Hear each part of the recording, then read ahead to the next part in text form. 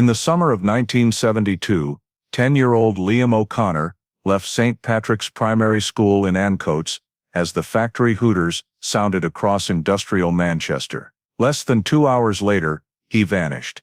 No confirmed accident, no cry for help, no one certain they had seen anything unusual. The family reported it to the police that night.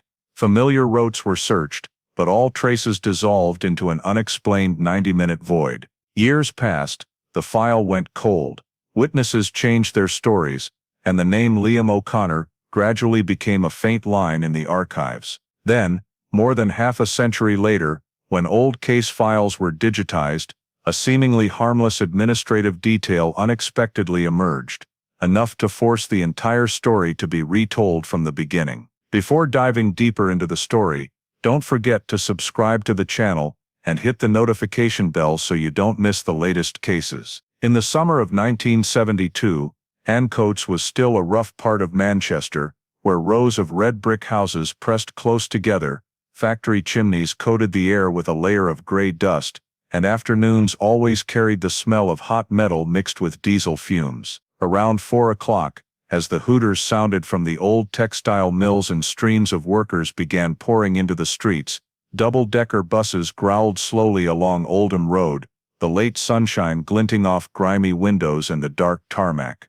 In that familiar scene, 10-year-old Liam O'Connor stepped out of the gates of St. Patrick's Primary School as he did every day, his satchel hanging lopsided on his shoulder, uniform creased from a long day of lessons. The boy was last seen on the pavement in front of the school, at around 16:10, as the pupils dispersed in small groups, each heading off in their usual directions. A woman living opposite the school remembered seeing Liam pause for a few seconds near the bus stop, looking down Oldham Road before starting to walk. Another person, a worker who had finished early, said the boy had walked along the street leading to the area where the O'Connor family lived, at a brisk but unhurried pace, as though only thinking of the dinner waiting for him. Liam's direction was no different from any other day. Nothing to make anyone look twice. Time passed, the familiar sounds of Ancoats gradually died down, the afternoon light shifted to pale orange, then dull gray, and street lamps began flickering on one by one, but Liam did not return on time. At first, the family thought he was just playing with friends nearby, something that often happened on summer days. When the clock passed the usual time and the front door still did not open, worry began to creep into every conversation. Liam's mother stepped out onto the doorstep, looking along the narrow street, calling his name amid the thinning traffic. His father walked around the familiar corners of the neighborhood, stopping at the small playground, asking a few children still hanging about. They phoned Liam's friends, teachers, and other local families, but no one remembered seeing him after the moment he left the school gates. Each negative answer widened the void of that afternoon, making it heavier, as though the whole neighborhood had swallowed a child without leaving a trace. When night fully fell, the last bus of the day rumbled along Oldham Road, and the smell of industrial smoke mingled with evening mist. The O'Connor family realized this was no ordinary delay. No one in the area could point to where Liam had passed after that final moment. In the small house in Ancoats, amid unanswered questions and a growing silence, the telephone was lifted. The missing person call was made to Greater Manchester Police, marking the moment that ordinary summer afternoon officially slipped into something no one in the O'Connor family could have foreseen. The call from the O'Connor family was received at Greater Manchester Police Headquarters in the early evening, and from the very first minutes, the case was classified as missing child, high risk. Liam was only 10 years old, disappeared after school finished, with no signs of prolonged wandering or running away, and the longer time passed, the greater the danger. There was no emotional buffer or vague speculation. The file was opened that same night, and an investigation team was assigned to return directly to Ancoats as the area lit up. The first thing they did was not a mass search, but to construct a minute-by-minute timeline of that afternoon, forcing every piece of information onto a specific chronology. The investigators started from the most certain point, the end of school at St. Patrick's Primary School. The attendance register confirmed Liam was present for the final lesson. The bell rang at exactly 16 o'clock. From there, small markers were added: the time he left the gates, where he paused, the direction he took. The initial last seen was recorded as around 1610, in front of the school on Oldham Road, where a resident opposite remembered seeing him stand near the bus stop for a few seconds before turning away. This marker became the foundation of the entire file. From last seen, investigators established last known direction. According to an early finishing worker, Liam walked towards the family's housing area, along the familiar street, not turning towards the city center, with no sign of stopping. This direction matched his daily routine, and was therefore recorded as reasonable. Last contact was determined as none. No one spoke directly to Liam after school, no calls, no information suggesting he met anyone known. On paper, the three key points, last seen, last known direction,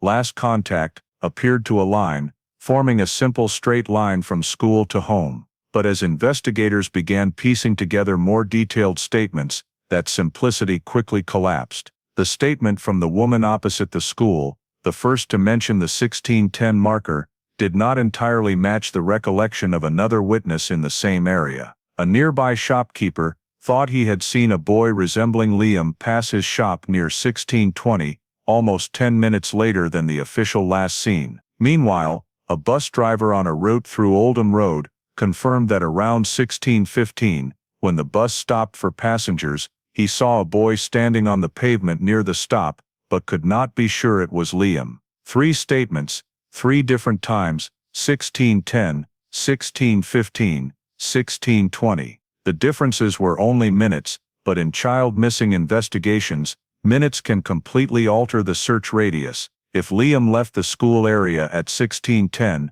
the radius he could have walked before vanishing was one figure. If he was still there until 1620, that figure was significantly larger. Investigators returned to each witness, asking them to describe not just the boy, but the surrounding context, the bell, the flow of pupils, bus traffic, the light at that moment. Every small detail was placed on the table and cross-compared, and then a second contradiction emerged.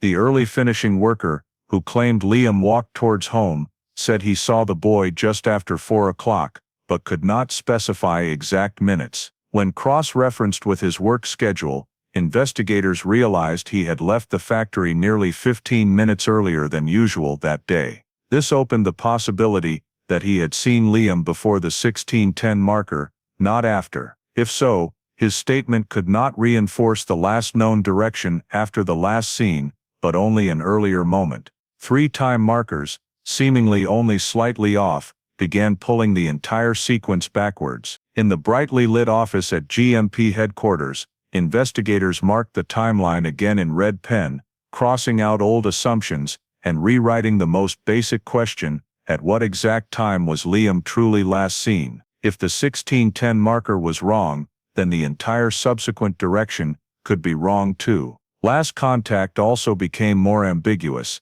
because if the boy lingered near the bus stop for 10 minutes, he might have spoken to someone unnoticed by witnesses. The investigators concluded that from the very first night, the file already carried a crack, 3 time markers that did not match, and none solid enough to close the matter. A minute-by-minute timeline was constructed, but instead of clarity, it exposed a dangerous gap between 16 o'clock and 1630, the gap in which Liam had vanished from everyone's sight.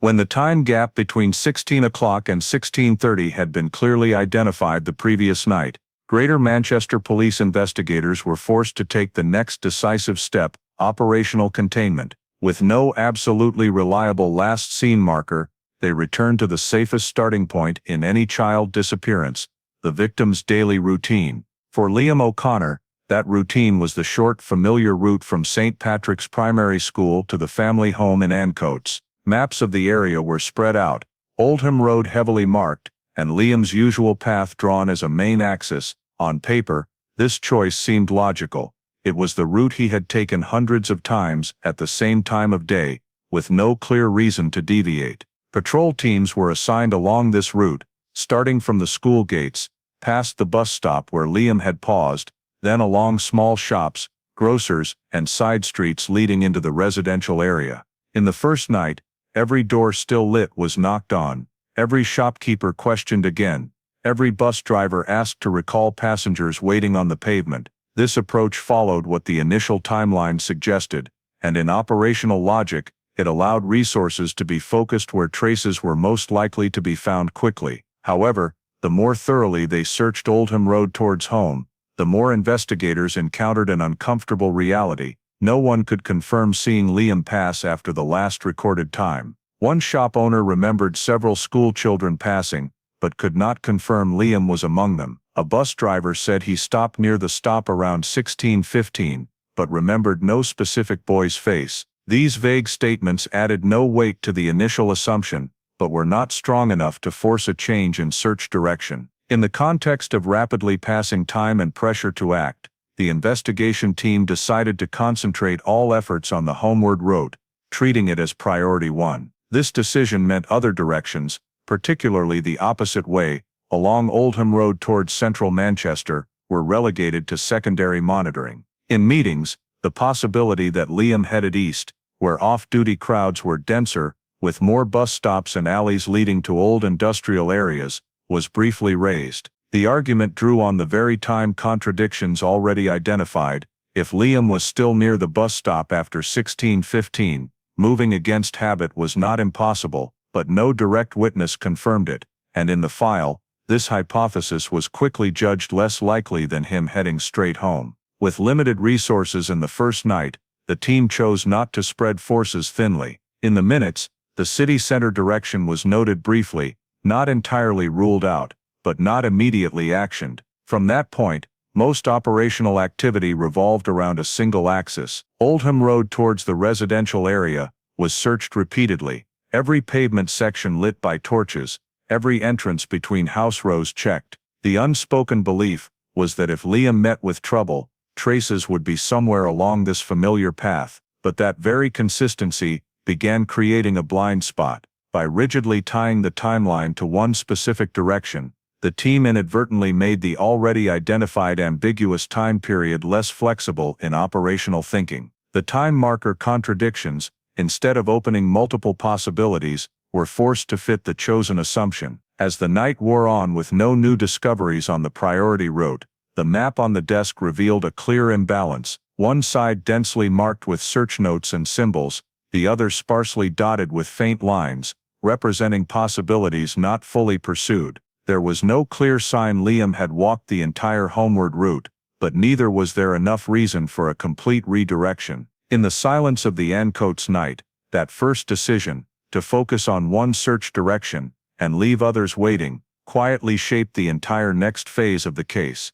Even though the initial data showed no direction was truly certain, by dawn, when patrol teams had searched almost the entire Oldham Road homeward route, without specific results, another piece of information reached the investigation desk. It did not come from a physical discovery, but from a late statement, recorded after hours of questioning along shops and side streets around the school area. The witness was a man working the evening shift at a warehouse near the city center, who habitually walked through Oldham Road at the same time each day. He said he saw a boy resembling Liam, after the official last seen marker, around 16:25, as he crossed the road near the bus stop. According to him, the boy was not walking alone in a lost way, nor did he appear distressed. He was walking beside an adult man, not holding hands, not being dragged, just side by side as though they knew each other. This description immediately posed a dilemma for the investigation team. In the assumptions being prioritized, the image they expected was a child walking alone, or a suspicious stranger. But this statement did not fit that pattern. The man was described as unremarkable, ordinarily dressed, calm demeanor, not hurried, not hiding, no signs of coercion, no gestures that would draw outside attention. It was precisely that normality that made the statement difficult to handle operationally. When questioned further, the witness could provide no name, heard no conversation, and could not be absolutely certain the boy with the man was Liam. He only affirmed that the boy matched the age, height, and clothing in the description police later circulated.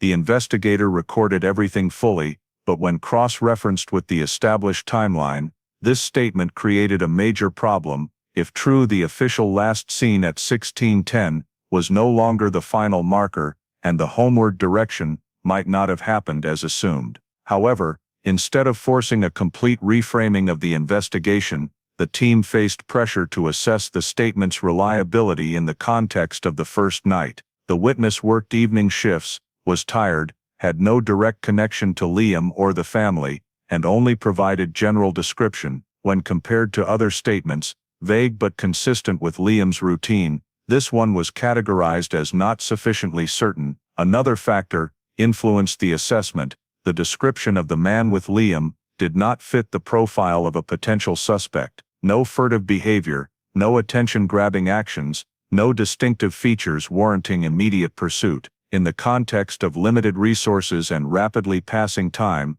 the statement was set aside as a subsidiary possibility, not strong enough to alter the established search direction. In internal minutes, it was noted briefly, not incorporated into the main timeline axis. This seemed reasonable at the time, based on the victim's routine, based on majority consistent statements, and avoiding scattering forces on unverified information. But the consequence was that the only statement placing Liam after the official time was pushed outside the investigation's core focus. As night turned to morning, investigators continued searching the homeward route, while the possibility that Liam had left the school area in a different direction, at a later time, received no equivalent search effort. The first operational error was not in ignoring a clear lead, but in how a statement was evaluated, simply because it did not fit the pattern formed too early. In the file, last seen remained the old marker, while the evening shift man's statement existed only as a marginal note, lacking the weight to force the team to pause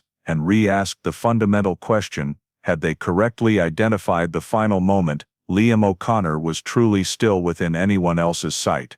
As the first morning after the night of the disappearance began, the search entered an expansion phase. Searching Oldham Road towards the residential area had yielded no signs that Liam had walked the entire familiar route home, and the pressure to find a new anchor point became evident. Greater Manchester police investigators decided to widen the search area beyond the main axis, prioritized the previous night, including streets crossing Oldham Road, narrow alleys behind rows of shops, communal yards, and entrances to the old industrial area. This decision was not a complete shift in investigative direction, but a supplementary effort, while maintaining the central assumption that Liam had followed his usual routine. Search teams were reinforced, police and volunteers fanned out across each area, checking vacant lots, hidden steps, and overlooked corners that had been missed in the dark. It was in this context that the first clue emerged, not from a witness statement, but from a physical discovery. Near midday, in a narrow alley connecting Oldham Road to a row of old warehouses behind, an officer found a small personal item lying close to the brick wall edge. It was an item closely associated with Liam, distinctive enough for the family to recognize immediately when asked for verification. This discovery instantly changed the atmosphere of the search. For the first time since the file was opened, there was tangible evidence that Liam had passed a specific location after school finished. The area around the alley was temporarily sealed off. Investigators marked the scene, took photographs, and recorded the exact position on the map. News spread quickly within the search team, and in a short time, the operational area was suddenly expanded to cover the surroundings of the discovery point. However, when cross-referencing the item's location with Liam's usual route, a problem immediately arose. The narrow alley where the item was found was not on the familiar homeward route initially outlined. It lay off to a side branch that Liam had no regular reason to use, and it did not align with the direction prioritized in the first night. To reach there, the boy would have had to turn off Oldham Road in the opposite direction to the residential area, or at least deviate from the main axis before turning back. This forced investigators to ask new questions. Had Liam deliberately deviated from the familiar path, or had something caused him to appear in this position? This question carried another important consequence. If the item was Liam's, and had not been placed there by someone later, then the previously constructed timeline needed re-examination once more. The time gap between 1610 and 1630, already identified earlier, now had a new anchor point, but one outside the initial assumed framework. In quick discussions at the scene, some suggested the item might have fallen while Liam walked alone. Others raised the possibility it was left after a brief interaction with someone. No hypothesis was settled immediately, but all agreed this discovery did not fit the straight-home scenario that had been dominating the search. The area was expanded again, this time encompassing routes towards the city center and connections between residential and industrial zones. Investigators revisited the statement from the evening shift man previously downplayed, who said he saw Liam with an adult after the official time marker. The location he described, when plotted on the map, was not far from where the item was found. This spatial overlap was not enough to confirm the statement's accuracy, but it made dismissing it harder. In the file, the personal item was recorded as the first key clue, but also the one raising the most questions. It was not where Liam should have passed if all initial assumptions were correct. Its appearance forced the investigation team to confront the possibility that previous containment decisions had missed an important direction. While search forces continued expanding the area,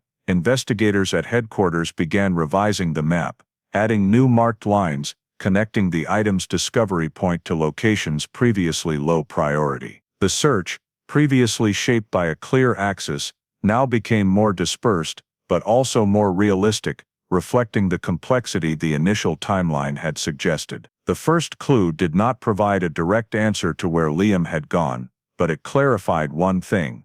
The boy had not simply followed the familiar path home, and any further search efforts could no longer rely entirely on that assumption. The discovery of Liam's personal item in the narrow alley behind Oldham Road forced the investigation back to a point everyone thought had been firmly established from the start. The timeline of the afternoon of the 14th of June 1972. In the first night, time markers were built for rapid action. By the second day, they became objects of suspicion. Greater Manchester police investigators began a new round of cross-referencing, slower, more thorough, and no longer assuming any time marker was automatically correct, simply because it was recorded first. Each witness was re-interviewed, not to add new details, but to pinpoint more accurately what they truly knew and what was merely estimation. The woman living opposite St. Patrick's Primary School, who helped establish the last scene around 1610, was questioned again in a very different context. Without the pressure of the first night, she admitted she had not checked a clock when seeing Liam leave the gates. The 1610 figure, she said, was just a guess based on afternoon routine and her sense of time after school ended. That statement, once seen as foundational, now lost certainty. The investigator noted this change and moved to the next witness. The shopkeeper near the bus stop, who thought he saw Liam later, could also not provide a more specific time when pressed. The shop was busy with finishing workers, and he only remembered the boy passing after 4 o'clock. Even the bus driver, with a fixed schedule, could only confirm the bus stop time, not attach a specific face to that moment. When the statements were placed side by side on the board, the discrepancies were no longer minor errors. Instead of a seamless sequence from 16 o'clock to when Liam should have reached home, investigators saw a gap stretching 60 to 90 minutes, in which no witness could confidently confirm Liam's whereabouts. This gap lay between leaving school and the time the personal item was found, making it the most troubling part of the entire file. If Liam left the gates at 16:05, the gap was larger. If he lingered near the bus stop until 16:20, all prior assumptions about direction and search radius were shaken. Investigators began realizing the problem was not just missing data, but how data had been used. In the first night, the concept of last seen was assigned a specific time to enable quick action. Now, looking back, they had to ask, did that marker truly represent the last time Liam was in anyone's sight, or was it merely the most convenient starting point for the search? The appearance of the personal item off route made this question sharper. If the item belonged to Liam and was not brought there later, the boy had been in a place outside the initial framework at a time no one tracked. That meant last seen was no longer a point, but a blurred zone, where each witness provided only a small slice, insufficient to form a complete picture. In internal meetings, language began to change. Instead of saying Liam was last seen at what time, investigators said the last time we can confirm is when. This seemingly small difference reflected a significant shift in investigative thinking, from seeking quick certainty to accepting that certainty might never have existed. The timeline, once a tool to narrow scope, now became evidence that scope had been narrowed too soon. The 60-90-minute gap was not just unfilled time, it was space where any assumption could be overturned. In that period, Liam could have walked off the familiar route, met someone, or been taken without clear signs. None of these hypotheses could be ruled out based on the current timeline. For the investigation team, this was a difficult but decisive moment. Once they acknowledged the timeline had fractured, they also had to acknowledge that previous containment and prioritization decisions were built on unsteady ground. Last seen, once the anchor, was now just an unanswered question, and without a time anchor, the entire investigation had to shift to a more cautious state, where every time marker, every statement, had to be re-examined, as if never recorded before. When the timeline no longer held firm, the investigation should have expanded in multiple parallel directions. But in reality, that very uncertainty led investigators to a familiar and more manageable hypothesis: accident. In the context of 1970s Ancoats, with abandoned building sites, old warehouses, and especially the canal system threading through residential areas, the possibility of a child wandering off and meeting an accident was statistically reasonable. This hypothesis quickly rose to priority, not because of direct evidence, but because it allowed search containment with clear logic while the timeline remained blurred. Search teams were directed to high physical risk areas, the banks of the Rochdale Canal, large drainage culverts, deep pits, and unfinished building foundations. These were places where, if an accident occurred, the outcome could make Liam disappear from sight without many traces. Prioritizing this direction also provided a sense of proactivity: locations to check, lists of areas to search, specific daily plans. Meanwhile, the hypothesis that Liam was taken, though not entirely dismissed, gradually slipped to secondary status. The reason was not recorded as an official decision, but evident in resource and time allocation. There was no evidence of a struggle, no witness confirming coercion, and the description of the man with Liam did not match a clear danger profile. In the file, the taken possibility was noted briefly, not developed into an independent investigative line, with specific steps. This created a subtle framing bias in operational thinking. Although the 60-90-minute timeline gap showed Liam could have been out of control longer than expected, the investigation continued organized around the assumption he was alone during that time. Questions focused on how far he wandered, where he might have slipped, or what danger he fell into, rather than who might have approached him, and under what circumstances. When search teams found no clear accident signs in the early days, the hypothesis was not rejected, but extended, with arguments that searches might not have been deep enough, or in the right spot. Meanwhile, elements inconsistent with the accident hypothesis, like Liam's personal item off route, or the statement placing him with an adult, were not seen as strong enough to force a change in the main framework. They existed in the file as uncomfortable details, but not connected into an alternative logical chain. This framing did not happen in one moment, but formed gradually through small decisions: which area to prioritize first, how many personnel for which direction, what questions in follow-up interviews. Each individual decision could be justified, but together they created an investigative trajectory, heavily tilted towards a convenient hypothesis. Notably, this hypothesis did not resolve the core contradictions already present. It did not explain why last seen could not be pinned exactly, why the personal item lay off the familiar route, or why there was a statement placing Liam after the official time. Instead of forcing the investigation back to difficult questions, the accident hypothesis allowed deferring confrontation with them. Internally, some investigators began recognizing this inadequacy. But once the file was organized around a priority, shifting became practically harder. Resources were allocated, plans implemented, and any major change meant admitting the first search days might have been misdirected. As a result, the investigation continued forward, but in an increasingly narrow corridor. The accident hypothesis, from a possibility to check, gradually became the lens dominating how new data was viewed. And in that process, the possibility that Liam was not alone in that critical time gap was marginalized, not because proven wrong, but because it did not fit the chosen framework, keeping the investigation operational. The following days passed without yielding any new physical evidence.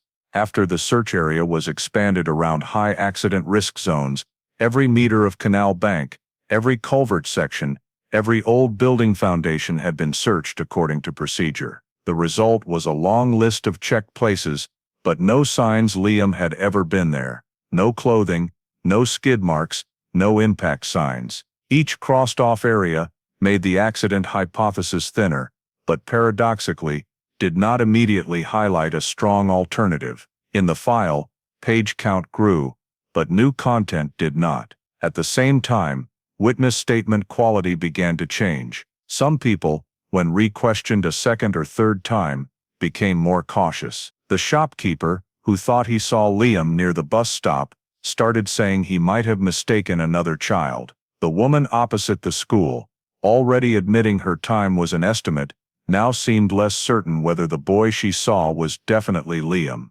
Even the evening shift man, the only witness placing Liam after the official last seen, became careful in phrasing, emphasizing he could not be absolutely sure. These withdrawals were not due to pressure or threat, but the natural consequence of passing time and growing self-doubt about their memories. For investigators, this created a hard-to-break loop.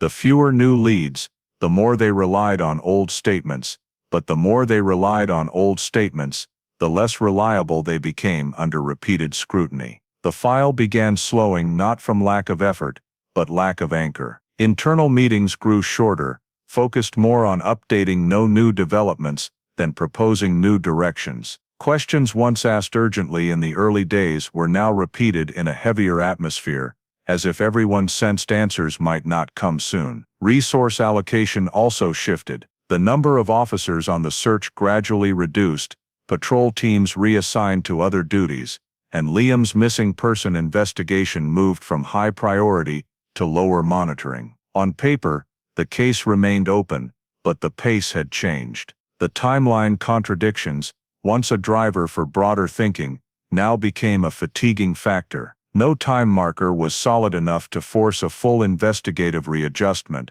and no new evidence strong enough to break the existing framework. In that context, the initial decisions, prioritizing the accident hypothesis, focusing on the familiar route, were not reversed, but gradually became default. Liam O'Connor's file was not closed immediately, but it began entering a different state, that of a case still on the system, but no longer generating momentum. Each day without new clues made revisiting old questions harder, both operationally and psychologically. By that point, the investigation had entered an undeclared dead end, felt by all. Not because every possibility was exhausted, but because none remained clear enough to pull the file from the inertia it had created. As the initial weeks passed without any additional new evidence, the investigation gradually entered a different phase, not publicly declared, but clearly understood by all involved. Liam O'Connor's file was no longer handled as a hot case, where every passing hour triggered new action. Instead, it began to be assessed according to internal criteria for continuing expanded investigation. With a child missing person case, such a decision is never made definitively, but it formed from multiple factors combined: no new physical evidence, no additional witnesses, and no hypothesis strong enough to justify maintaining high priority. Investigators reviewed everything collected, from initial statements to Liam's personal item, and had to acknowledge that, after the active search phase, the file no longer generated any specific direction. The conditions for continuing expansion, a new lead, a reliable statement, or a sign that the priority hypothesis was wrong, did not appear. In internal meetings, the language used began to change. Instead of saying "when we find Liam," the question became "if new information comes in, how will we handle it?"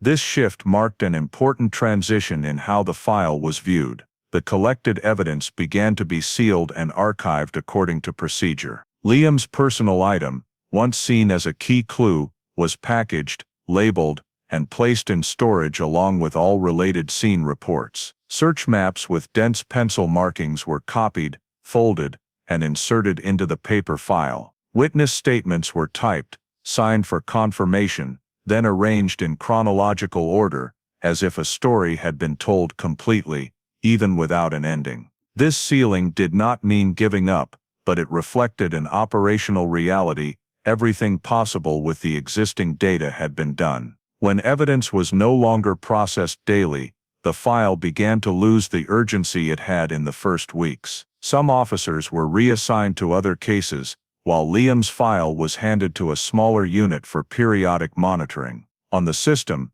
the case was marked for review upon new information, but was no longer the focus of daily meetings. In this state, the most important questions of the case began to exist without answers. No one could pinpoint exactly when Liam's last seen was. The 60-90 minute gap in the timeline remained unfilled. The location of his personal item, off the familiar route, was not satisfactorily explained. The statement from the evening shift man, the only one placing Liam after the official time marker, and with an adult, remained in the file, but lacked the weight to reopen the entire investigative direction. These questions were not discarded. They were simply set aside, awaiting some future condition that might make them urgent again. For those directly involved in the investigation, the feeling was not clear failure, but a form of prolonged stalemate. They knew the case was unsolved, but had no tools left to take another step. Liam O'Connor's file thus entered the state known by a neutral and cold term: cold case. There was no press release, no announcement of case closure, only a quiet shift from activity to storage. On paper, the case remained open, but in practice, it no longer generated daily action. In the following years, the file was brought out for periodic reviews, each ending in the same way: no new information to change the initial assessment. Old witnesses, if still contactable, added nothing beyond what they had said in the first weeks. Physical evidence did not create new meaning without additional data, and the hypotheses once prioritized, accident, wandering off, could not be proven, but also could not be entirely dismissed. What made the case a cold case was not a single decision, but the accumulation of unanswered questions. When exactly did Liam leave the school gates? Which direction did he take in the period no one saw him? How did his personal item appear in that location? And if he was not alone, who was with him, and why did no one else notice? Those questions were recorded in the file, marked for review upon new information, then placed in the storage drawer. From that point, Liam O'Connor's disappearance was no longer followed hour by hour, day by day. It became a name on the list of Greater Manchester Police's unsolved cases, a carefully preserved file, awaiting something that, at the time, no one could know would ever arrive.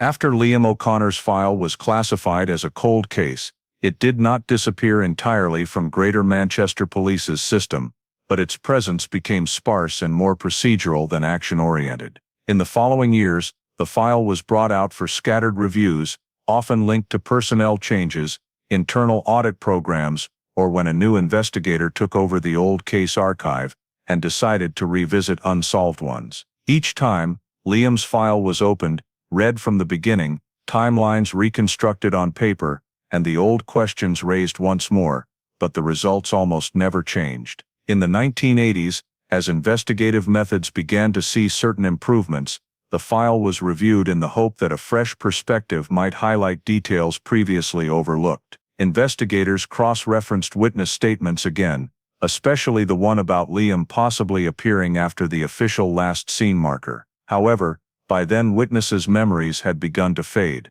the woman living opposite the school was no longer certain about any time markers. The shopkeeper near the bus stop remembered being questioned about a missing child, but could not recall details from that day. The evening shift man, the only witness placing Liam after the official time, became more cautious in his account, emphasizing that he did not want his words overinterpreted. These changes did not stem from malice, but were the natural consequence of time. Memories do not stand still, and each time they are recalled, they tend to become vaguer, less detailed. For investigators, this significantly reduced the legal value of statements that had been fragile from the start. In the 1990s, the file was opened again in the context of several other child disappearance cases nationwide being resolved through new approaches. This time, the focus was on examining the possibility that Liam had been taken from the Ancoats area. Investigators reviewed those who had lived within radius of the school and Oldham Road in 1972, cross-referencing with updated criminal records. But many names were no longer there. Some had moved away long ago, some had died, and those still alive had no specific evidence linking them to the disappearance. No direct witnesses, no new physical evidence, and no basis for search warrants or compulsory questioning. All efforts stopped at paper review level. Into the 2000s, as data storage and search technology gradually improved, Liam's file was checked again in the hope that partial digitization might create new connections. Investigators cross-referenced lists of other missing children from the same period, searching for overlaps in location or circumstances. A few superficial similarities were noted, but no evidence strong enough to link the cases. Potential leads quickly stalled due to lack of legal basis to go further. Each reopening of the file ended the same way, a brief note that no significant new discoveries. Time continued to erode the investigation's foundation. Some key witnesses died, taking with them what they still remembered of that summer afternoon in 1972. Others, though alive, could provide no further useful information. Details once seen as important, like the exact position of the personal item, or Liam's possible direction, became harder to verify as the surrounding environment changed. Many streets were redeveloped, old buildings demolished, making scene reconstruction increasingly hypothetical. Notably, throughout these reviews, no hypothesis was conclusively proven wrong. The accident hypothesis could not be entirely ruled out, despite no supporting evidence. The hypothesis that Liam was taken could not be elevated to primary investigative direction due to lack of authenticating data. The absence of evidence not only hindered new investigative steps, but made any legal efforts impossible. Insufficient grounds for arrests, no basis to charge anyone, and no witness reliable enough for court. Each file reopening saw initial expectations quickly give way to the familiarity of stalemate. For successor investigators, Liam O'Connor's case became a typical example of the limits of investigation when too much time has passed. The file still existed, still preserved, but each time it was opened, it closed again with the same conclusion: not enough new elements to change the case's status. Those failed reviews not only reflected bad luck, but showed how time gradually eroded both evidence and the ability to act, leaving a disappearance spanning decades without coming closer to resolution. In 2024, Liam O'Connor's file was pulled from its familiar silence in a completely different context from previous reviews. This was not a solitary effort stemming from an investigator's hunch, but part of Greater Manchester Police's systematic program to review old cold cases, as thousands of paper files were fully digitized. The program's initial goal was not to solve cases immediately,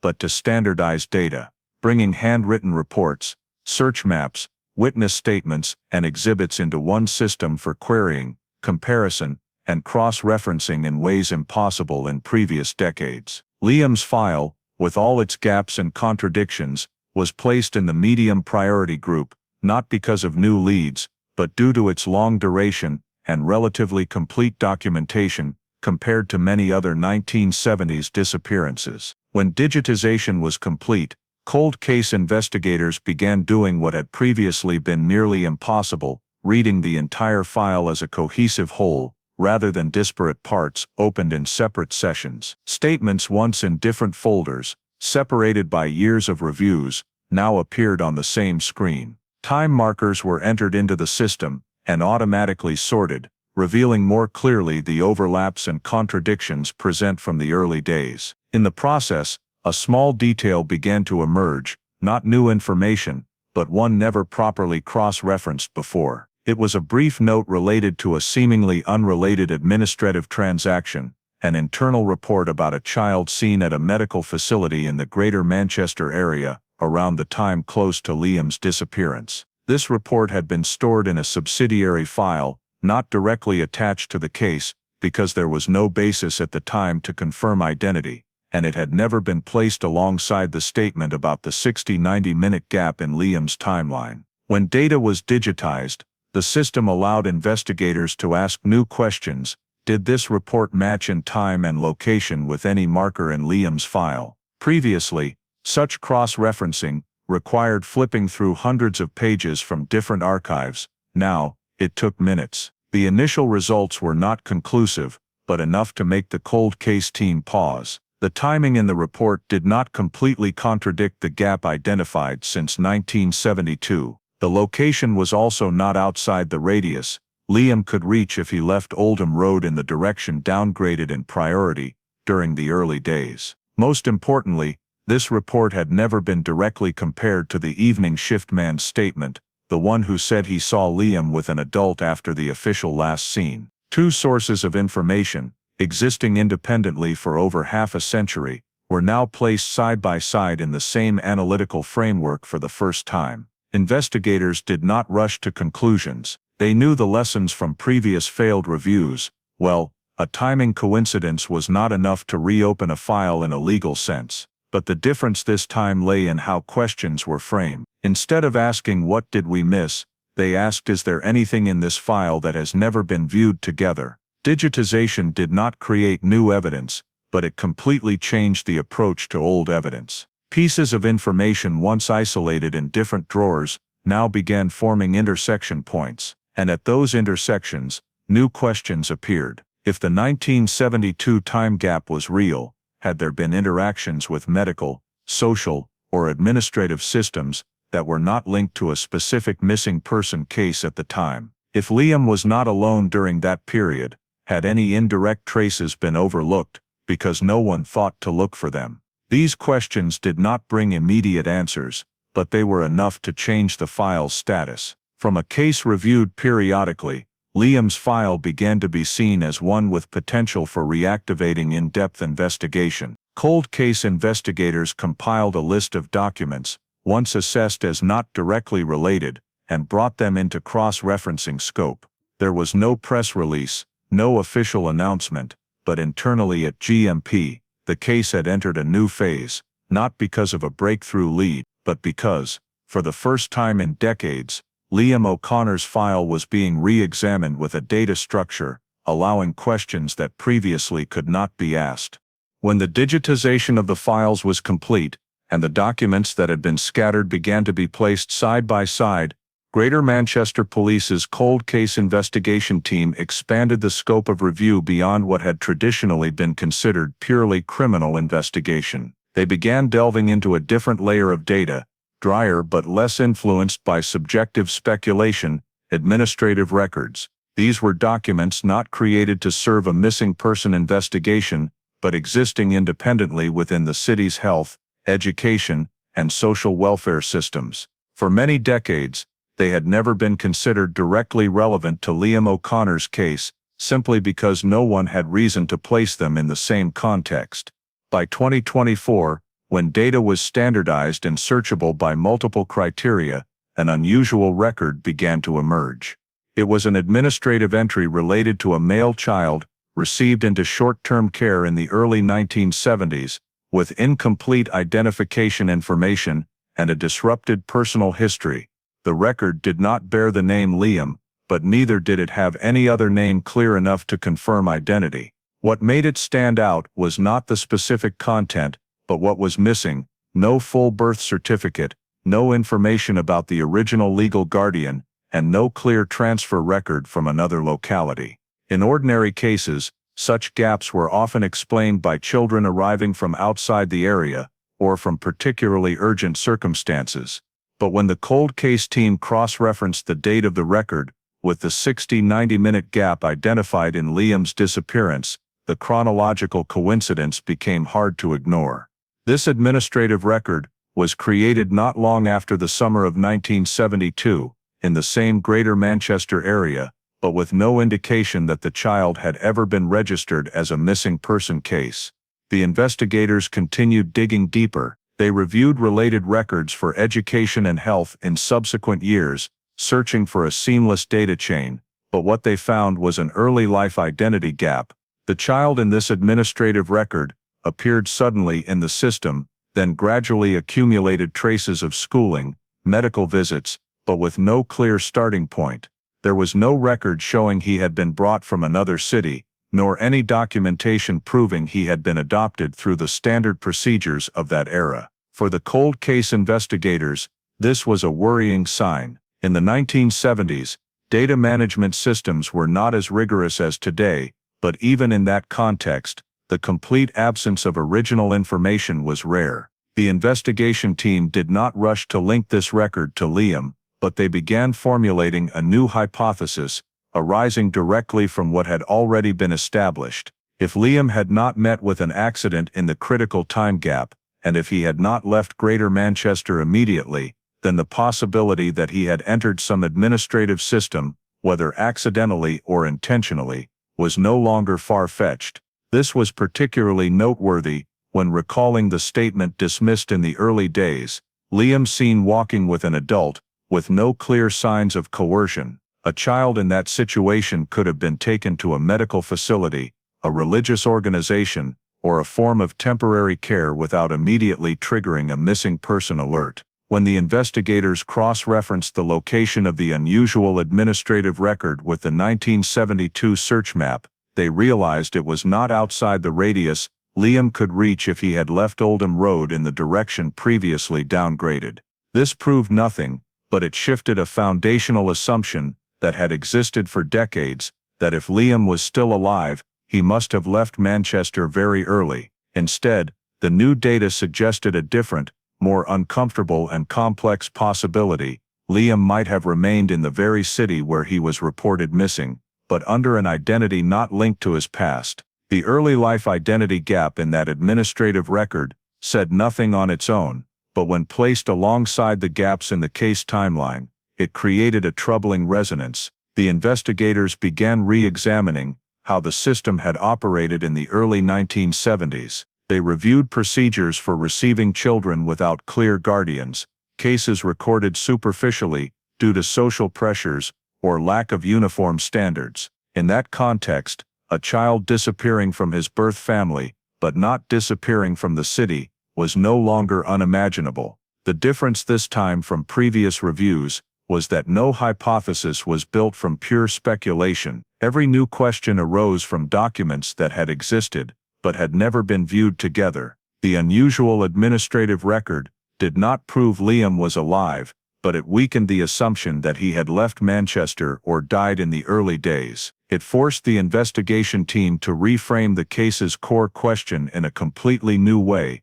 If Liam had not disappeared from the geographical map, but only from identification records, then for how many years had they been searching for the wrong thing? This part of the investigation did not bring an immediate resolution, but it marked a significant turning point. From viewing the case as a closed story in 1972, the cold case team began seeing it as a continuous chain extending to the present, and for the first time in over half a century, the possibility that Liam O'Connor had never left Manchester was no longer a vague thought, but a serious question, based on the very gaps the system had left behind. When the hypothesis that Liam might never have left Manchester was placed on the table seriously, the focus of the investigation shifted to a completely new direction, identifying a living person in the present, rather than tracing a child who disappeared in the past. From the unusual administrative record, discovered earlier, Greater Manchester Police's cold case team began following traces spanning decades, not criminal evidence, but fragments of everyday life, schools, clinics, residential addresses, employment. It was in that data chain that an individual emerged, not because of a criminal record or suspicious behavior, but because of the absence of a seamless past. This man had lived for many years in Greater Manchester under a legal name, with tax records, a stable work history, attracting no attention from any authority. But when data was cross-referenced more deeply, an unavoidable detail appeared in different systems. This person had 2 different dates of birth, recorded in mismatched places of birth. This inconsistency, in most cases, could be explained by administrative error, but here, it appeared consistently in the earliest records of the individual, then frozen over time, as if an identity had been built from minimal information and never corrected. The investigators traced backwards. The first records of this man appeared in the late 1970s, early 1980s, exactly the period when the unusual administrative record had been created. There was no documentation proving he had been transferred from another locality, nor any full adoption or immigration records. In other words, this man appeared in the system, then continued to exist normally, but left no clear trace of his early years. When the investigators placed the 2 birth dates side by side, the difference was not large, enough not to attract attention when data was still fragmented, but enough to raise questions under the cold case lens. One birth date matched remarkably with Liam O'Connor's year of birth. The other seemed used to blur that match. The 2 recorded places of birth also created just enough geographical distance that no one would think to connect them. This was not evidence, but an unusual identity structure. The investigation team understood the risks of moving too quickly at this stage. They had no legal basis for compulsory questioning, no search warrant, and could not approach the individual as a suspect. Any public move could destroy the chance of silent verification, or worse, cause harm to an innocent person if the hypothesis was wrong. Therefore, GMP chose a discreet approach: no official invitation to interview, no appearance of uniformed police. Information gathering was done through legal administrative channels, data cross-referencing, document verification, reviewing small changes in records over time.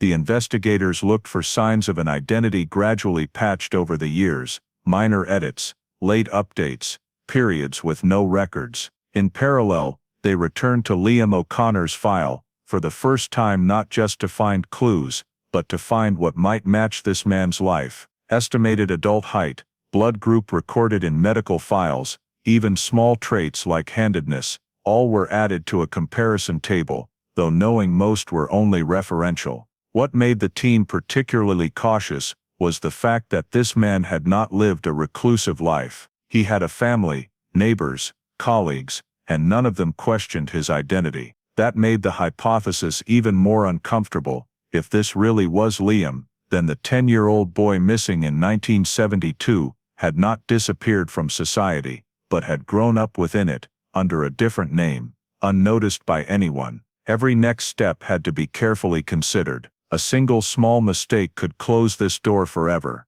Therefore, GMP continued gathering in silence, building a parallel picture. One side, the fractured life of Liam O'Connor in the summer of 1972, the other, the seamless but rootless life of the man without a clear past. The 2 lines had not yet intersected, but the distance between them was small enough to ignore no longer. Within the cold case team, an assessment began to form, spoken cautiously, and not recorded in minutes. If these 2 lines were truly one, then the biggest question of the case was no longer how did Liam disappear, but how could a child disappear from his family, but not disappear from the very city where he was born.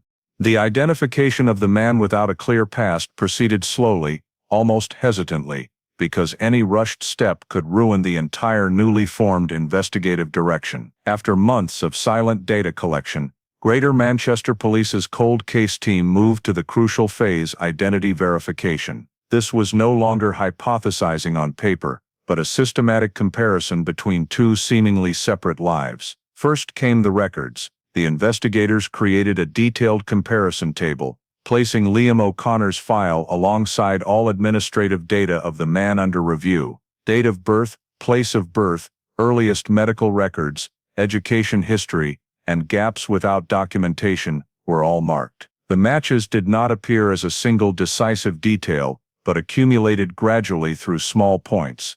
A birth year suspiciously matching, a blank period in administrative records, coinciding with the time immediately after Liam's disappearance, and the absence of any documentation proving this man had been brought to Manchester from elsewhere. Those matching points, if standing alone, could be overlooked, but together, they formed an increasingly undeniable structure. Yet paper records could only go so far. The investigation team understood that to take another step, they needed biological verification, the only method that could transcend all assumptions and speculation. This was also the most sensitive phase legally and ethically. The man was not a suspect in an ongoing crime, and GMP had no right to compel him to provide a biological sample. Any approach had to be voluntary and carefully prepared to avoid unnecessary harm. Before direct contact, the investigators reviewed all remaining physical evidence from 1972.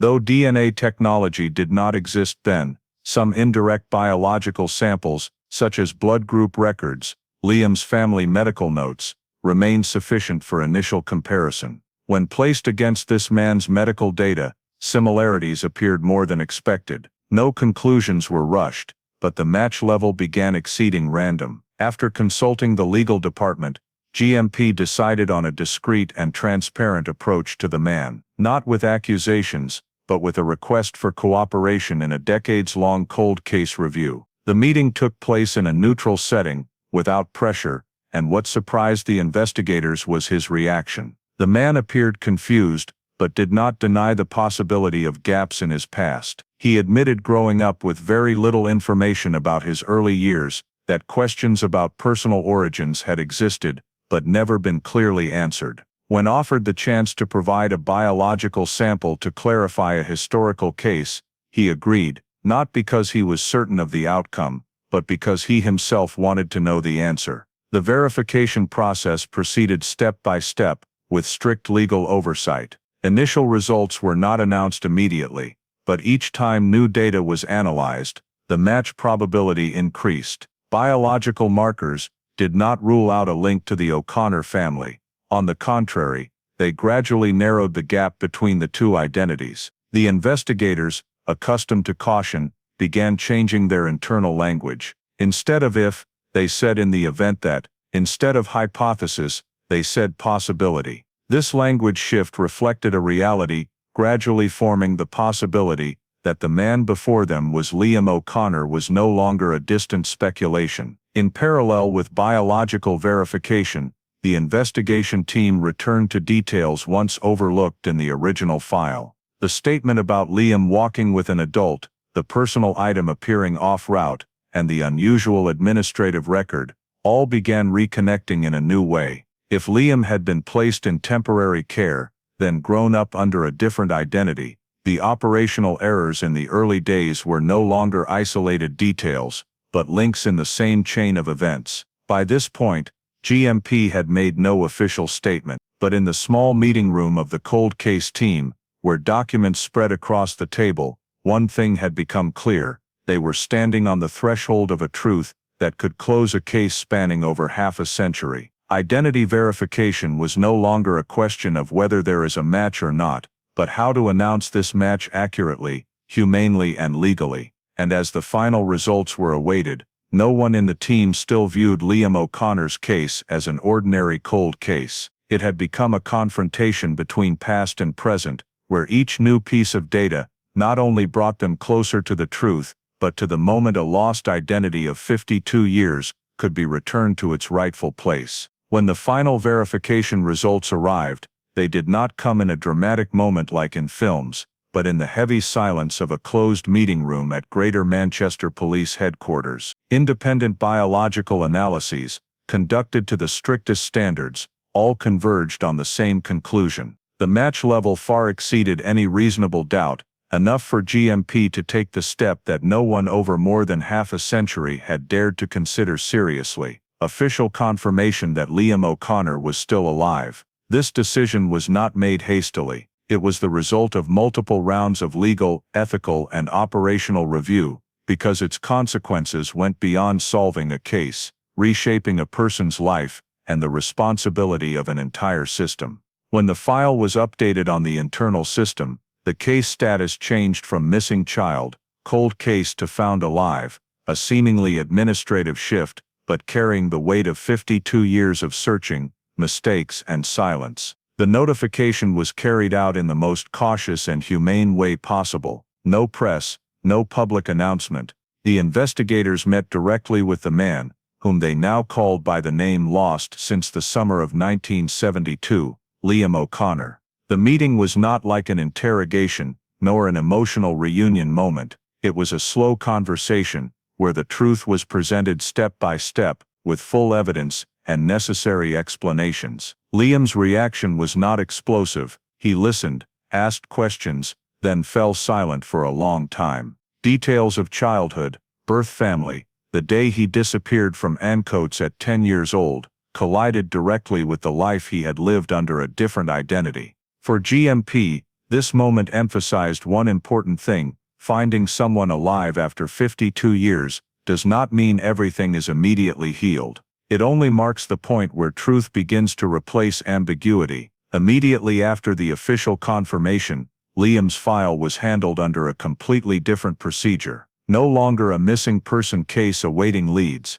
but an active matter with specific legal consequences. Relevant departments were notified to prepare for restoring Liam's legal identity, updating documents, adjusting administrative records, and establishing necessary support for an adult who had just discovered that his name and origins had been falsified throughout his entire life. But alongside the personal identity branch, GMP immediately shifted investigative focus to a thornier, unavoidable question: who had concealed this truth, and how? Liam being alive meant his disappearance could not be explained solely by accident or wandering off. There was a chain of actions, active or passive, that caused a child to vanish from his birth family, yet continue existing in the same city under a different identity. The investigation redirected, no longer searching for Liam, but tracing intersection points between administrative, medical, and social systems in the early 1970s.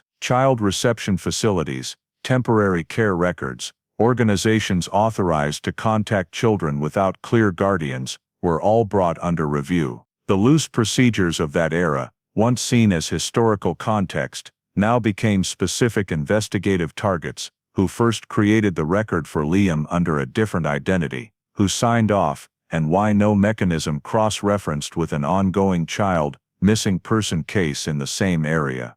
Liam's file was split into two parallel investigative lines. One focused on protecting and supporting Liam during adaptation to the new truth, ensuring identity disclosure and processing caused no further harm. The other was criminal administrative, aimed at determining responsibility. Statements dismissed in 1972 were brought back to the file's center. The witness who said he saw Liam with an adult man was no longer an uncomfortable peripheral detail, but a key piece. Liam's personal item, found off the familiar route, was now viewed as evidence of intentional redirection, not random deviation. Investigators began re-asking old questions in a new context. If Liam was placed in some care system, why no alert? If someone knew who Liam was, why no contact with the O'Connor family? The atmosphere within GMP changed markedly. This was no longer a cold case solved, but a living matter with profound legal, ethical, and social consequences. Every step was carefully weighed,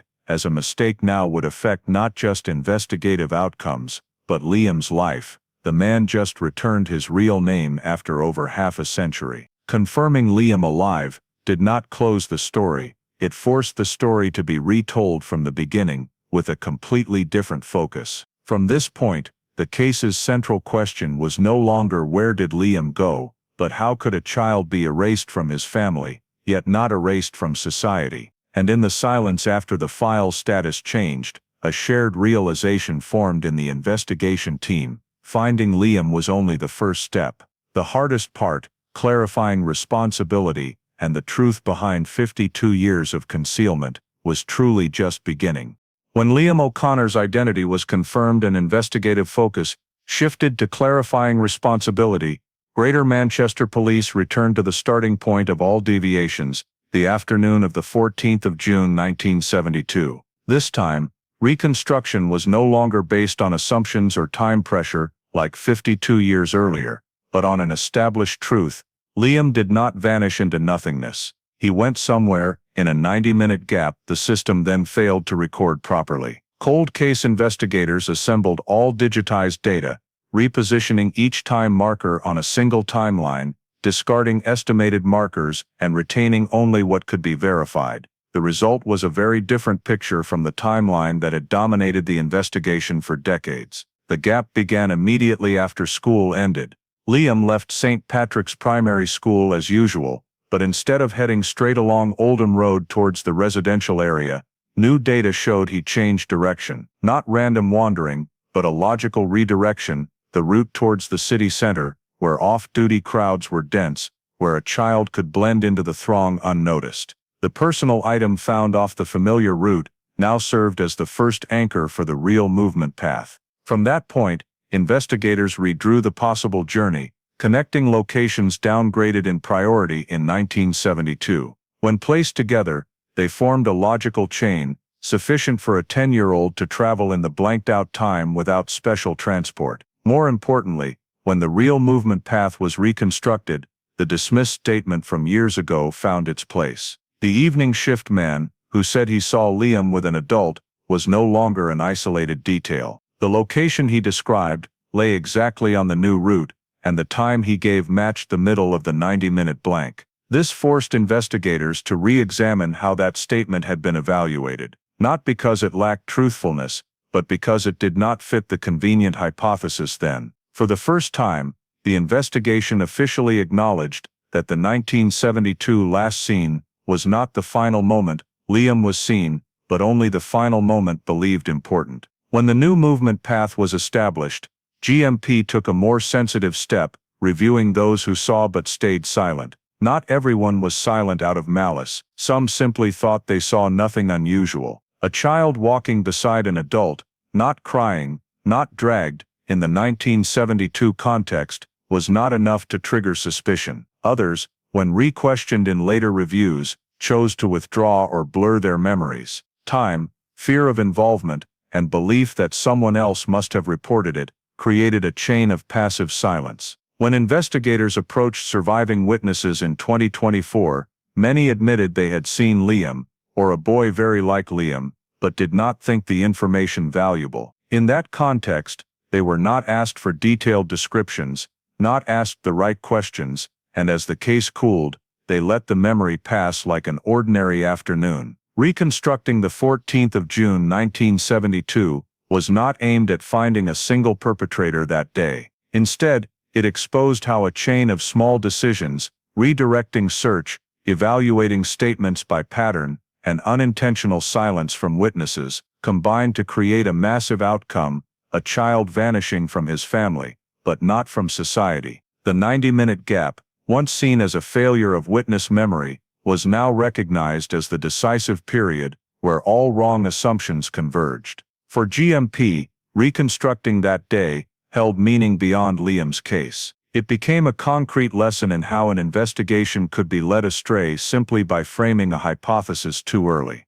Those who saw but stayed silent were not considered accomplices, but their silence, along with the system's silence, allowed an identity to be replaced and exist for 52 years unquestioned. When the picture of the 14th of June 1972 became more complete, investigators understood they were not just answering what happened, but facing a harder question: what was not asked at the right time? And those unasked questions had shaped Liam O'Connor's entire fate for over half a century thereafter. When the day of the 14th of June 1972 was reconstructed with a logical movement path, and the 90-minute gap no longer ambiguous, the investigation entered its hardest part, clarifying the 52-year concealment chain. This was not a story of a single act, but a combination of lax paperwork, people helping in ways they thought harmless, and an administrative system bypassable with just a few unquestioned decisions. Greater Manchester police investigators began tracing backwards in time, not seeking a single mastermind, but understanding the mechanism that allowed a false identity to exist for half a century. The first link was paperwork. The unusual administrative record, created in the early 1970s, showed a child reception process lacking original information, yet legitimized by valid signatures. No clear forgery, no tampered seals. Instead, blank fields left blank, undetermined items, accepted as normal in a fragmented system context. A child recorded as no clear guardian could enter temporary care without immediate cross-reference to the parallel missing children list. Each individual form could be explained, but together they formed a paper wall high enough to obscure a real identity. The second link was people. The investigation showed not everyone in the chain acted with bad intent. Some early contacts with Liam may have believed they were helping a child in difficult circumstances. A nurse recording superficial information, a social worker processing a simplified record, an administrative officer signing based on what was presented. None saw themselves as concealing anything. But that very trusting someone else checked, created a chain of passive complicity. When no one asked about origins, Liam's new identity gradually became real, simply by being repeated long enough. The final, most important link was how the system was bypassed. In the 1970s, databases were unconnected. Police missing person records, medical records, social welfare records, existed in separate spaces. No automatic mechanism alerted when an unidentified child appeared in the same area as an unsolved missing case. The system relied on people to ask questions, and when people saw no reason to suspect, the system stayed silent. Even when small inconsistencies appeared, 2 birth dates, 2 birthplaces, they were not enough to trigger deeper review, as no cross-comparison standards existed like today. Over time, the false identity not only existed, but was reinforced by its very stability. Schools accepted, clinics accepted, tax authorities accepted. The 52-year concealment chain was not a sophisticated conspiracy orchestrated from start to finish. It resembled a path paved with small decisions, each seeming reasonable in the moment made. But looking back at the entire chain, GMP had to acknowledge that the lack of connection between departments, combined with a get-it-done culture and overloaded contexts, created conditions for a child to vanish from his birth family without vanishing from the city. The frightening part was not that the system was broken, but that it operated exactly as designed at the time, and that very fact allowed the truth to be buried. For the investigators, exposing this concealment chain was not aimed at pursuing every deceased individual or faded signature. The goal was to understand clearly how an identity could be replaced and exist so sustainably, so no similar case repeated. Liam O'Connor's 52-year concealment chain showed that sometimes, the most dangerous thing is not an active deceiver, but a system silent enough to let truth slip through unnoticed. When the 52-year concealment chain had been dissected clearly enough, Greater Manchester Police entered the phase the case had never reached in decades: compulsory action. But unlike ordinary arrests, this decision was not driven by outrage or public pressure, but by a cold, strict legal requirement. Finding Liam alive was not enough to arrest anyone.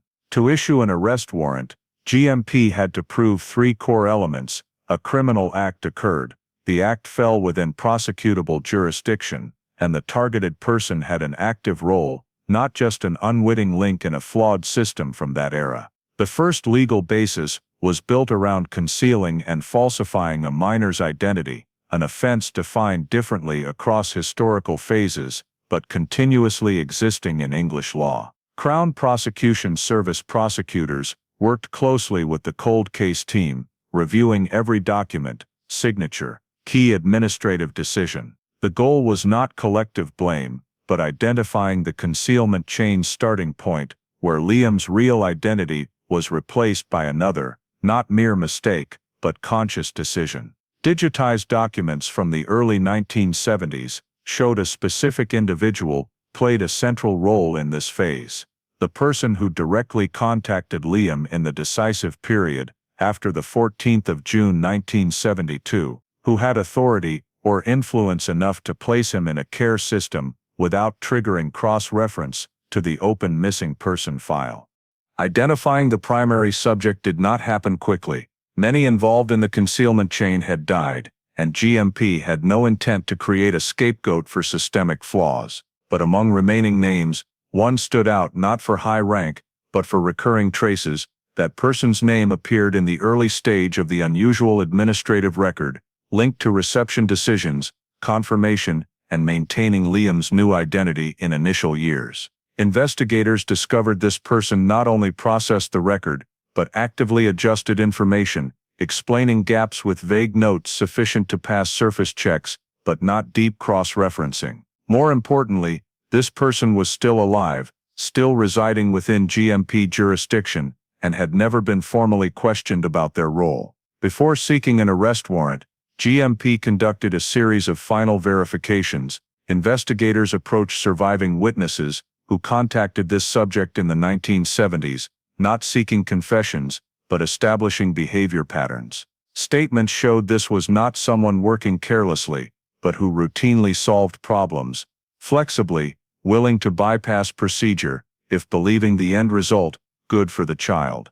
In that social context, this approach was not seen as dangerous, but placed against 52-year consequences, it carried entirely different legal meaning. CPS concluded there was sufficient basis to believe concealing Liam's identity was not mere negligence, but intentional intervention, leading to a child separated from his birth family and deprived of knowing his origins. The timing of action was chosen extremely cautiously. GMP wanted no leaks before the warrant was executed, as a single rumor could allow the subject to destroy remaining documents or adjust statements. Simultaneously, they considered the human factor. Liam had just had his identity confirmed, and any noisy move could cause further harm to him. Thus, the arrest warrant was prepared silently, narrow scope, notifying only truly necessary units. Prosecutors signed off after final full-file review, ensuring the case solid enough for court, not just symbolic action.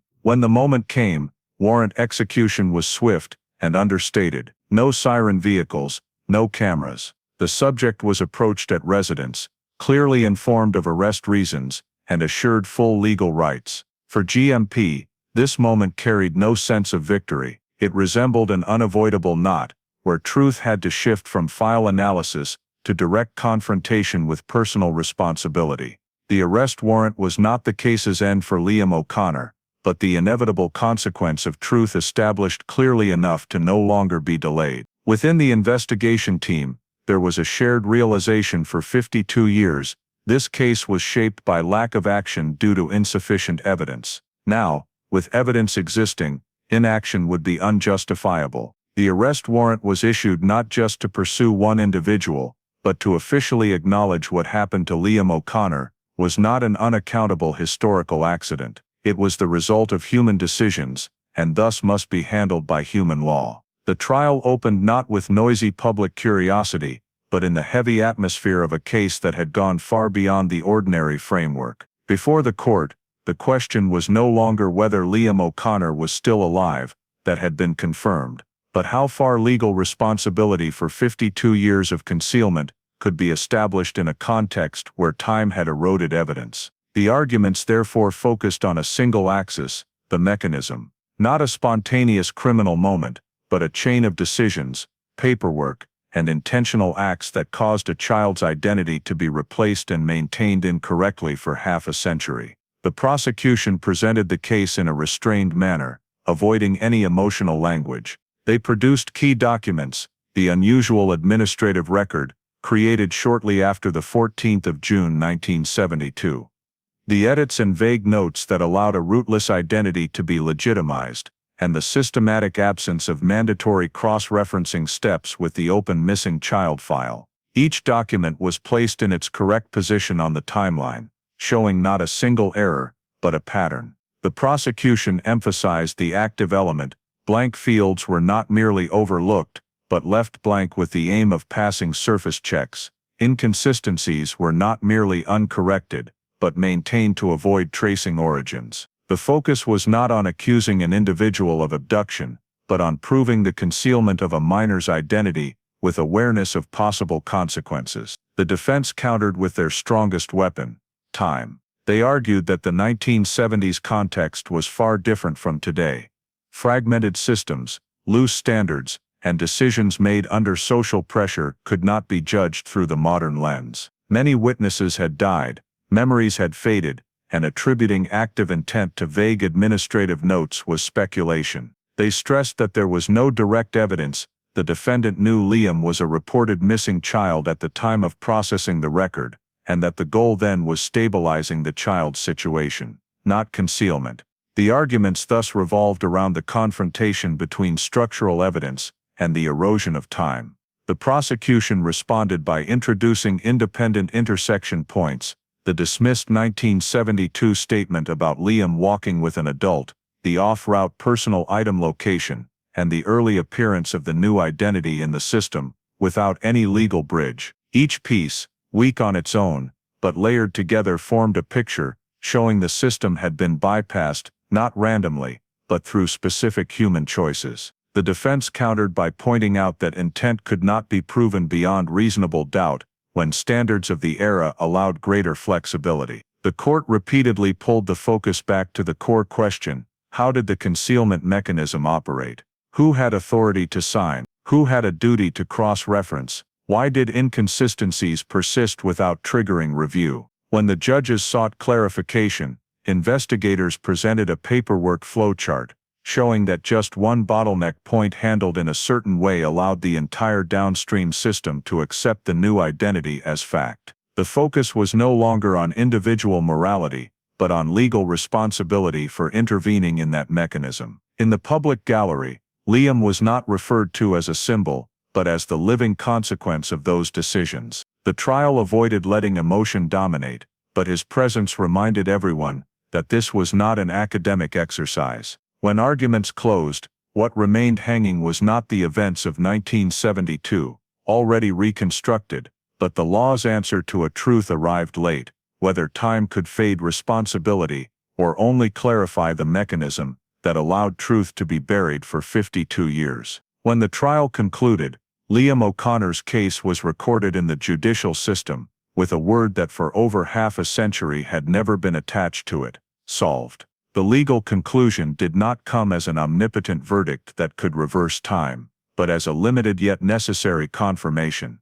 The court established that concealment of a minor's identity had occurred, that the administrative mechanism had been interfered with in a way allowing a false identity to be legitimized and maintained for decades, and that personal responsibility, though narrowed by historical context and time's erosion, was real. The sentence reflected the difficult balance between structural evidence and the insurmountable limits of prosecuting an act from the 1970s. It was not a heavy sentence by public emotion standards, but sufficient to confirm that what happened to Liam was not an unowned historical accident. In its conclusion, the court emphasized a key point: the case was considered solved, not because every question had an answer, but because the central question had been answered correctly. Liam O'Connor did not disappear. His identity was concealed. This truth replaced every hypothesis that had once dominated the investigation: accident, wandering off, leaving the city, and closed the chain of speculation lasting 52 years. However, the court also frankly acknowledged the limits of belated justice. Many involved had died, many decisions were made in a system no longer existing, and not every link in the concealment chain could be prosecuted. Justice in this case could not allocate responsibility as fully as desired. For Greater Manchester Police, the case being labeled solved carried no sense of complacency. Internal reports accompanying the legal conclusion clearly listed early operational errors, framing the hypothesis too soon, undervaluing statements not fitting the pattern, and lacking cross-referencing mechanisms between systems. These lessons were incorporated into current procedures as a mandatory part of training, not to assign blame to previous generations, but to minimize repetition risk. Solved, in this sense, was not just the outcome of one case, but a new standard for how the system self-corrects when facing late truth. For Liam, the legal conclusion carried different meaning. It returned to him the right to be called by his correct name and recognized for the stolen past, but could not return childhood, the lost birth family, or choices taken away. The court recorded that harm, but also acknowledged no sentence could fully compensate. The resolution here was ending the system's official denial, not the end of personal healing. When the case was added to the list of resolved files, a paradox was publicly acknowledged: late justice is still justice, but always incomplete. Calling this case solved did not erase 52 years of silence. It only ensured that silence was no longer maintained by the system. Within those limits, the legal conclusion closed a long chapter of error and opened a clearer commitment that gaps once allowing truth to be buried would no longer be acceptable, even at the cost of admitting that justice, when too late, can only repair part of what was lost.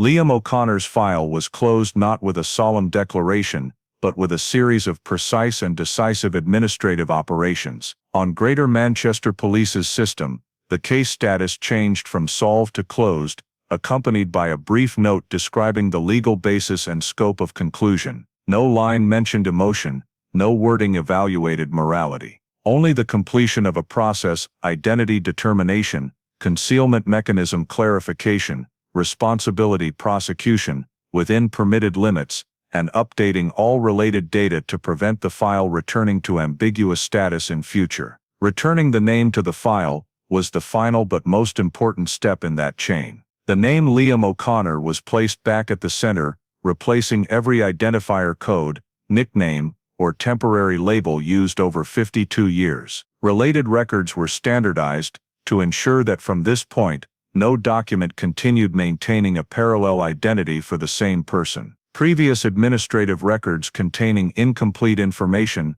were supplemented with annotations, not to rewrite the past, but to record the established truth. In storage, Liam's file was not deleted, not merged, it was sealed with full explanatory appendices, as a reference document for similar cases in future. Alongside closing the criminal file, relevant departments completed necessary legal and administrative updates. Systems once operating independently were now minimally interconnected to ensure no recurrence of cross-referencing gaps. Procedures were adjusted with written guidelines, citing this case as an operational precedent, not to judge the past, but to bind the present. All changes were recorded in technical language, avoiding emotional interpretation, and disseminated internally as part of periodic training. At file level, closure did not mean erasing acknowledged limits. The summary clearly stated points that could not be further pursued due to time, witness deaths, or lack of legal basis. Those questions were listed as unresolvable rather than left blank. This recording reflected an important principle: the system must not replace missing data with speculation. Accepting limits was part of the conclusion, not an additional failure. For the investigating agency, closing this file carried standard-setting meaning. It confirmed that a case could be called resolved, even without recreating every detail, provided the core truth was established and responsibility handled within statutory scope. This ending avoided turning the case into a symbol or illustrative story. It kept the file in its proper place, a specific case, with specific decisions and specific consequences. For Liam, file closure was not described as an emotional endpoint, but as completion of a public duty. His name was returned to the system, not to rewrite his life, but to end the official falsity that had existed too long. Arising legal rights were processed under current regulations, without special priority, without exception. The goal was stability, not compensation, confirmation, not consolation. When the file was closed, a full copy was stored in digitized form with restricted access instructions to serve operational research and internal review in future. This ensured the case was not technically forgotten, but also not exploited beyond public duty purposes. On GMP's case list, Liam O'Connor's name was marked as fully processed, without further notes. This ending did not seek to create satisfaction. It confirmed the system's work had reached a reasonable stopping point, where every necessary action was taken, and everything impossible was clearly recorded. The file was closed to prevent indefinite extension of speculation, and to ensure that from this point, truth was placed in its proper position in official memory. No emotionalization,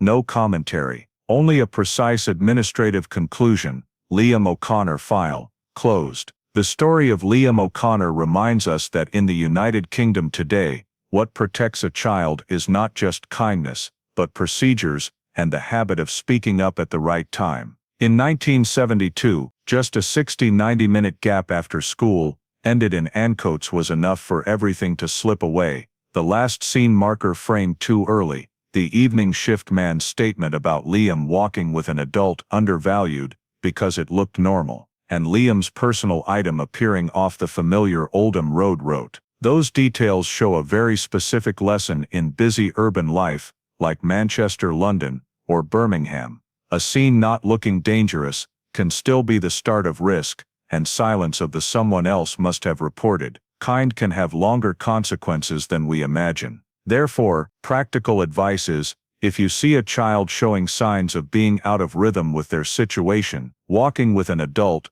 but tense-faced avoiding contact, or appearing in an unreasonable place for school finishing time, note the time, location, direction of movement, and report to the school or police as soon as possible. That small information could become the decisive piece. The second lesson comes from 2024, when GMP digitized files, an unusual administrative record, was newly cross-referenced, and opened the question of whether Liam had ever left Manchester. This reminds families and communities today, keep documents, update contact information with schools, GPs, and local services, and when there are issues with identity or past, do not hesitate to ask authorities to clarify. Finally, Liam's story does not teach us to fear, but to live responsibly, observe more carefully, record more specifically, and speak up sooner.